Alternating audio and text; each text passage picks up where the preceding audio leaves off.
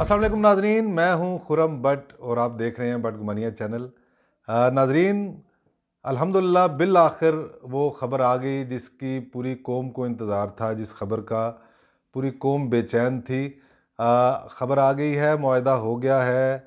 हकूमत और TLP के माबैन मुआहदा हो गया है। 13 नकात पर मुश्तमिल ये मुआहदा है, ये नया मुआहदा है। ये जो हुआ है, आपने नेशनल मीडिया पर देख लिया होगा, मुफ्ती मुनीब साहब ने दीगर उलमा के हमरा प्रेस कॉन्फ्रेंस की। उनके साथ असद कैसर स्पीकर असम्बली और वज़ीर ख़ारजा शाह महमूद कुरैशी और वज़ीर ममलकत अली मोहम्मद ख़ान जो हैं वो मौजूद थे। नाजरीन, मुआहदा तय पा गया है। प्रेस कॉन्फ्रेंस आप देख चुके हैं। हमने भी अपने मुकम्मल जो पूरी प्रेस कॉन्फ्रेंस है अपने अपलोड की है बट गुमानिया पर। जिन लोगों ने नेशनल मीडिया पर नहीं देखी वो वहाँ देख सकते हैं। जो प्रेस कॉन्फ्रेंस में मुफ्ती साहब ने जो जो फरमाया वो कौम ने सुन लिया। बुनियादी तौर पे ये खुशखबरी थी। हम आपको अंदर की खबरें देंगे कि दरअसल ये कैसे तय पाया मुआहदा। नाजरीन, हमने आपको बताया था 2 रोज़ कबल, 2 रोज़ पहले ही बता दिया था कि उलमा का एक वफ़द जो है वो मुलाकात करेगा हफ्ते के रोज़ वज़ीर-ए-आज़म से। पूरे पाकिस्तान से वो उलमा आए थे और उम्मीद थी कि उस वफ़द की मुलाकात के बाद कुछ ना कुछ बेहतरी आएगी और अल्हम्दुलिल्लाह वो अब हमारे सामने आई है बेहतरी और हम देख रहे हैं कि प्रेस कॉन्फ्रेंस हो चुकी है, मुआहदा तय पा गया है। शेख रशीद अहमद वफाकी वज़ीर दाखिला को हकूमती कमेटी में से मक्खन से बाल की तरह या दूध से मक्खी की तरह, नहीं ये मेरे ख्याल में थोड़ा नामुनासिब हो जाएगा, मक्खन से बाल की तरह निकाल दिया गया ऐन वक्त पर। रात को वज़ीर आज़म साहब ने जो कमेटी बनाई उसमें वज़ीर मजहबी अमूर उनको भी माइनस कर दिया गया। वफाकी वज़ीर दाखिला शेख रशीद अहमद साहब उनको भी मक्खन से बाल की तरह निकाल कर बाहर किया गया और कमेटी जो बनी वो बनी शाह महमूद कुरैशी साहब, असद कैसर साहब स्पीकर कौमी असम्बली और तीसरे वज़ीर ममलकत मोहम्मद अली साहब। सबसे पहले आपको इसकी तफसील बताएंगे। इसके अलावा वज़ीर इत्तलात फवाद चौधरी साहब कल जब वो बनी गाला में गए, जब उलमा का वफ़द मुलाकात के लिए इमरान खान साहब के पास आ रहा था, तो उन्होंने PID को पहले ही इतला कर रखी थी कि मैं प्रेस कॉन्फ्रेंस करूंगा और ब्रीफ करूंगा कि क्या तय पाया उस वज़ीर आज़म से जो उलमा के वफ़द की मुलाकात थी उसमें क्या तय पाया। लेकिन फवाद चौधरी साहब को वहाँ से क्यों उठना पड़ा इजलास शुरू होने से पहले ही। उलमा के वफ़द की जो मुलाकात थी इमरान खान साहब से, वहाँ उनको उठना पड़ा, इजलास में नहीं बैठे रह सके वो। इसकी क्या वजूहत थी ये भी आपको बताएंगे। उसके अलावा अचानक मुफ्ती मुनीब साहब अचानक जो हैं ये मंजर आम पर आए हैं। ये साबिक चेयरमैन भी हैं रोयते हलाल कमेटी के। तो मुफ्ती मुनीब साहब जो हैं वो अचानक मंजर आम पर आए, किस किस अहम शख्सियत से उनकी मुलाकातें हुई और बिल आखिर आज की जो प्रेस कॉन्फ्रेंस थी या प्रेस ब्रीफिंग थी उनको उन्होंने ही हेड किया, ये भी आपको बताएंगे हम। तो सबसे पहले आते हैं नाजरीन, कल जो इजलास हुआ था, हमने कल अपने व्लॉग में आपको बताया था कि ये इजलास बहुत अहम है और इसके कुछ ना कुछ खातिर ख्वाह नताइज निकलेंगे और वो अल्हम्दुलिल्लाह निकले हैं।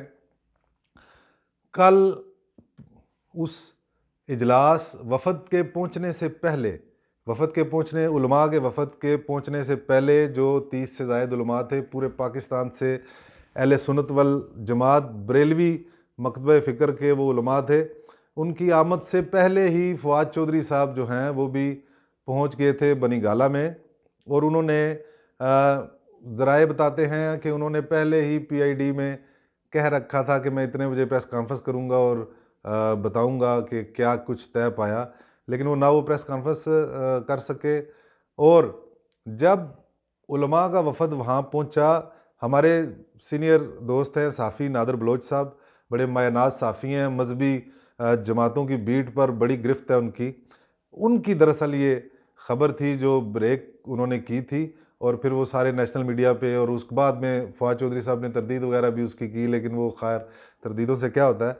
जब ये वहाँ पहुँचे, उलमा का वफ़द जब वहाँ पहुँचा वज़ीर-ए-आज़म इमरान ख़ान से मुलाकात के लिए, तो उन्होंने जब देखा कि जनाब फवाद चौधरी साहब पहले ही वहाँ मौजूद हैं, तो शदीद नाराज़गी का, नापसंदीदगी का इजहार किया गया।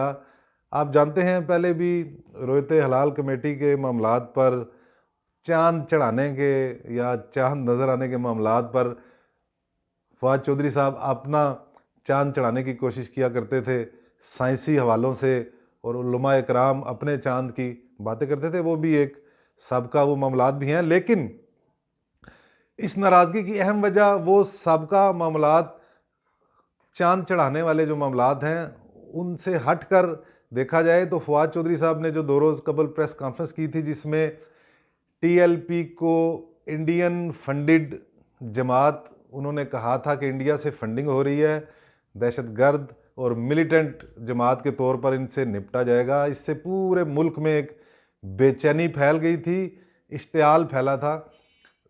एक ये भी शामिल हाल थी बात, जिस वजह से उलमा इकराम के वफ़द का ख्याल था कि ऐसे बयानात से परहेज़ किया जाना चाहिए, ऐसी शख्सियात को भी बयानात देने से रोकना चाहिए जो मज़ीद आग को हवा दे रहे हैं।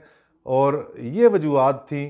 जब उलमा इकराम ने फवाद चौधरी की मौजूदगी पर वहाँ एतराज़ किया और वज़ीर-ए-आज़म से मुज़ाकरात करने से ज़राए बताते हैं, नादिर बलोच साहब ने भी ये कहा कि इनकार किया कि हम फवाद चौधरी साहब की मौजूदगी को बर्दाश्त नहीं करेंगे, तो फिर फवाद चौधरी साहब जो हैं, उन्होंने मुनासिब जाना कि मैं यहाँ से चला जाऊँ, ताकि सिर्फ़ मेरी ज़ात की वजह से ये मुज़ाकरात जो होने जा रहे हैं, मामलात तय होने जा रहे हैं वज़ीर-ए-आज़म साहब से, ये मेरी वजह से ये ख़राब ना हो जाएं, रुक ना जाएं।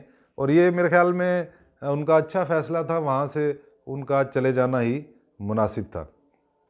अब आते हैं नाज़रीन, वफाकी वज़ीर दाखिला जनाब शेख रशीद अहमद साहब, जो गुज़िश्ता टीएलपी के लॉन्ग मार्च के दिनों में ख़ुद को मुजाहिदे ख़त्म नबूवत आज ख़ुद वो कहा करते थे, और रक्षों के पीछे उन्होंने अपने पैनाफ्लेक्स लगवाए थे अपनी तस्वीर के साथ। आपने देखे होंगे रावलपिंडी के शहरियों ने कि मुजाहिदे ख़त्म नबूवत शेख रशीद अहमद।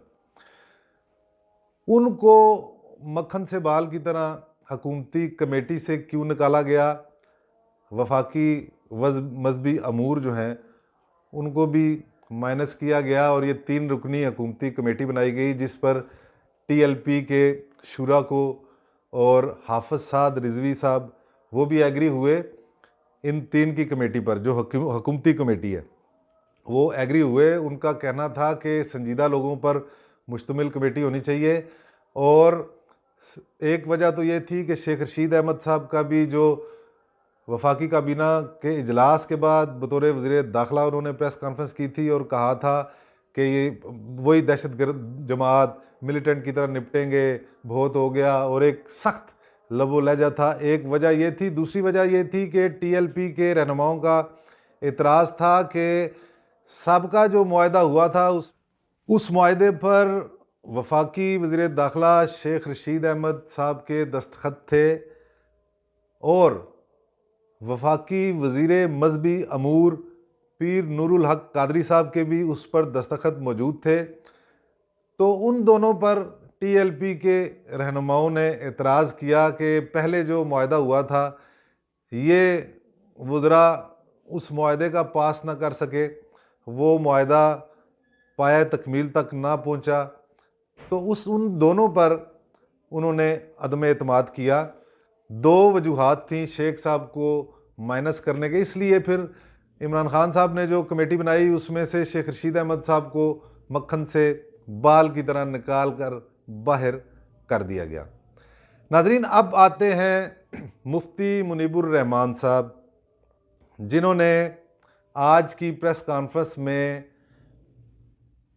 टीएलपी और हुकूमत के माबैन जो 13 नकात पर मुश्तमिल 13 नकात पर मुश्तमिल जो मुआहदा है, प्रेस कॉन्फ्रेंस में उसका बाकायदा ऐलान किया है। नकात बताने से उन्होंने गुरेज़ किया है, उसकी वजूहात होंगी। ज़ाहिर है अभी लॉन्ग मार्च धरना वहाँ मौजूद है। साद रिजवी साहब अभी तक मंजर आम पर नहीं आए। हाफिज़ साहब, नकात बताने से उन्होंने गुरेज़ किया है। नाजरीन, उस मुतल्लिक हमारे पास कुछ ख़बरें हैं उन नकात के मुतल्लिक कि वो क्या नकात थे, लेकिन वो गैर मुसद्दका ख़बरें हैं, इसलिए वो हम आपसे शेयर नहीं करेंगे। हम भी चाहते हैं पूरी कौम की तरह कि ये अमन की जो बेल है ये मुंडेर चढ़ जाए। मुफ्ती मुनीब साहब किस तरह अचानक मंजर आम पे आए? मुफ्ती मुनीब साहब साबिक चेयरमैन रोयत हलाल कमेटी। मुफ्ती मुनीब साहब की पहले मुलाकात हुई आर्मी चीफ जनाब जनरल कमर जावेद बाजवा के साथ। उनके साथ दो मज़ीद उलमा कराम भी मौजूद थे। उनकी आर्मी चीफ से तफसीली मुलाकात हुई। उसके बाद उनकी अमीर TLP लब्बैक पाकिस्तान जो है, तहरीक लब्बैक पाकिस्तान, उनके अमीर हाफिज साद रिजवी साहब से 1-to-1 मुलाकात हुई, तवील मुलाकात हुई, खुफिया मुकाम पर उनसे मुलाकात हुई। उसके बाद जो वज़ीर आज़म से कल उलमा का जो वफ़द जो है उनके मुज़ाकरात हुए, मुफ्ती साहब उनमें मौजूद थे। इन तमाम बातों के बाद बिल आखिर ये बेल जो है ये मुंडेर चढ़ रही है, दिखाई दे रही है। आज प्रेस कॉन्फ्रेंस हो चुकी है, मुआहदे होने का ऐलान कर दिया गया है। मुफ्ती साहब ने अपनी प्रेस कॉन्फ्रेंस में मीडिया को भी कुछ लताड़ा है और कहा है दुकानें अगर मंदी का शिकार हों तो कोई बात नहीं, 2-3 दिन के लिए मुस्बत रिपोर्टिंग की जाए, मुस्बत ख़बरें दी जाएं, नेगेटिविटी से गुरेज किया जाए। दूसरी जानिब मुफ्ती साहब ने अपनी प्रेस कॉन्फ्रेंस में आगाज़ में ही उन्होंने सबसे पहले पाक फ़ौज के जो शुहदा हैं उनके लिए, पाकिस्तान की जो पुलिस है उनके जो शहदा हैं उनके लिए, और जिस TLP जिसको फवाद चौधरी साहब इंडियन फंडिड कहते हैं, उस दिन उन्होंने प्रेस कॉन्फ्रेंस में कहा जिससे बड़ी बेचैनी फैली अवाम में। शेख रशीद साहब ने भी इस तरह की बातें की। उन्होंने TLP के शुहदा जो जाँ बहक हुए अभी ताज़ा झड़पों में, उनको भी शहीद कहा, और पाक फ़ौज के शुहदा, पुलिस के शुहदा, TLP के कारकुन शुहदा, तीनों के लिए दुआए मग़फ़िरत की उन्होंने। और उन्होंने कहा कि जो TLP के शुहदा हैं ये मुहिब्बान रसूल सल्लल्लाहु अलैहि वसल्लम हैं। ये अहम बात उन्होंने की। दूसरी अहम बात उन्होंने की नाजरीन, मुफ्ती मुनीब साहब ने, उन्होंने कहा कि आर्डिनेंस फैक्ट्री में जो असला बनाया जाता है ये मुल्क के दाखिली और ख़ारजी इंतशार को रोकने के लिए, दुश्मनों पर चलाने के लिए ये गोलियां बनाई जाती हैं, अपने पाकिस्तानियों पर चलाने के लिए ये गोलियां नहीं बनाई जाती। मुफ्ती मुनीब ने यह भी मुतालबा किया कि TLP के जो शुहदा हैं, रियासत उनके अहले खाना की कफ़ालत का बंदोबस्त करे। उसके अलावा नाजरीन, उन्होंने अपने मखसूस अंदाज में खासा धोया हकूमती ऐवानों में उन वज़रा को जो जलती पर तेल का काम कर रहे थे। उन्होंने जुमले जिन अल्फाज का इस्तेमाल किया, और उन्होंने कहा कि ये मुआहदा इस वजह से पाया तकमील तक पहुंचा, या इस वजह से ये मुआहदा हुआ कि जोश पर होश गालिब आ गया। जोश पर होश गालिब आ गया। दूसरा, उन्होंने कहा कि जज्बातियत पर माकूलियत गालिब आ गई। यानी कि उनका ये कहना था कि ये मामलात जिस तरह चलाए जा रहे थे, जो गुफ्तगू हो रही थी, गुफ्तगू दो जानिब से हो रही थी, बाकी उज़रा तो खामोश थे। शेख रशीद अहमद साहब की जानिब से गुफ्तगू हो रही थी, फवाद चौधरी साहब की जानिब से गुफ्तगू हो रही थी। आज उन्होंने 3 हुकूमती अहदेदारों के, शाह महमूद कुरैशी, स्पीकर कौमी असम्बली असद कैसर और मोहम्मद अली के साथ बैठ कर ये कहा कि जोश पर होश गालिब आ गया। यानी कि वो जो वुज़रा जो कर रहे थे, जो करने जा रहे थे, वो होश की बातें नहीं थी, माकूल बातें नहीं थी, जज्बातियत थी, जोश था, रियासती ताकत का इजहार था, ये हम कह सकते हैं। तो उन्होंने इस तरह भी उनको बुरी तरह लताड़ा। अब आते हैं करंट सिचुएशन की तरफ कि अब क्या होगा। जिस वक्त ये प्रेस कॉन्फ्रेंस जारी थी उससे पहले भी टीएलपी का जो धरना है, जो लॉन्ग मार्च है, जो इस वक्त चनाब से चंद किलोमीटर पहले मौजूद है वज़ीराबाद के मुकाम पर, उसमें स्पीकरों पर कंटेनर जो कायदीन हैं वो ऐलान कर रहे थे कि जब तक साद रिजवी साहब यहाँ नहीं आते हम ये लॉन्ग मार्च धरना ख़त्म नहीं करेंगे। अब ये भी एक सवालिया निशान है कि एक जानिब हाफिज़ साहब की रजामंदी से मुआहदा हुआ है, 13 नकात पर मुश्तमिल मुआहदा हुआ है, जिसकी ज़ामन जो हैं मुफ्ती मुनीब साहब ज़ामन बने हैं। हुकूमती जानब से 3 शख्सियात जो आपको मैंने बताई, उसके बावजूद वहाँ से ऐसे ऐलानात क्यों हो गए हैं? शायद वो जो ऑडियंस है, उनकी जो शुरका हैं, उनके जोश को बरकरार रखने के लिए ये ऐसे ऐलानात किए जा रहे थे। बताया जा रहा है कि इस प्रेस कॉन्फ्रेंस के बाद एक वफ़द जो है वो रवाना हो गया वज़ीराबाद की जानिब, जीटी रोड की जानिब, जहाँ लॉन्ग मार्च के शुरका इस वक्त मौजूद हैं, 2 रोज़ से पड़ाव डाले हुए हैं। वहाँ जाकर ये मुआहदा जो है डिस्कस होगा, उनको दिखाया जाएगा। उम्मीद की जा रही है कि आज रात को लॉन्ग मार्च जो है उसके शुरका पुरअमन तौर पर वापस चले जाएंगे, अपने अपने घरों में चले जाएंगे। उम्मीद की जा रही है, अल्लाह ताला करे ऐसा ही हो। उम्मीद की जा सकती है कि जो आज की प्रेस कॉन्फ्रेंस की जो मुफ्ती मुनीब साहब ने, अगरचे उसमें उलमा का जो वफ़द था, 30 से ज़ायद उलमा थे जिन्होंने इमरान ख़ान साहब से मुज़ाकरात किए थे, वो मौजूद नहीं थे। 2-3 उलमा मौजूद थे मुफ्ती साहब के साथ, लेकिन मुफ्ती साहब ने बारी बारी उन तमाम के नाम लिए, नाम लेकर उनको सराहा, उनकी खिदमात को, कि खून बहने से रोकने के लिए डेड लॉक के ख़िलाफ़ उनका अहसन किरदार था। नाज़रीन, फ़िलहाल अल्हम्दुलिल्लाह मुआहदा तय पा गया है। अंदर की ये जो ख़बरें थी वो आपको देनी थी, आपको आगाही देना ज़रूरी था। सिर्फ़ आपको नुकात के बारे में मैं नहीं बता रहा, जानबूझकर नहीं बता रहा। गैर मुसद्दक़ा ख़बरें हैं मेरे पास, लेकिन वो मैं नहीं बताऊँगा, क्योंकि जब तक हुकूमती जानिब से या टीएलपी की जानिब से उन नकात का बाकायदा ऐलान ना कर दिया जाए, गैर मुनासिब है कि मैं वो नकात आपके साथ शेयर करूं। तो नाज़रीन, बदगुमानियाँ चैनल देखते रहिए। आखिर में ये कहूँगा कि जिन दोस्तों ने हमारा चैनल सब्सक्राइब नहीं किया वो इसको सब्सक्राइब करें, लाइक कीजिए, बेल आइकन ज़रूर दबाएं ताकि आपको हमारी हर वीडियो का नोटिफिकेशन मौसूल हो। तो खुरम भट्ट को दीजिए इजाज़त, आज के लिए इतना ही। नई कोई अपडेट हुई तो दोबारा आपके सामने हाज़िर होंगे। अल्लाह हाफ़िज़।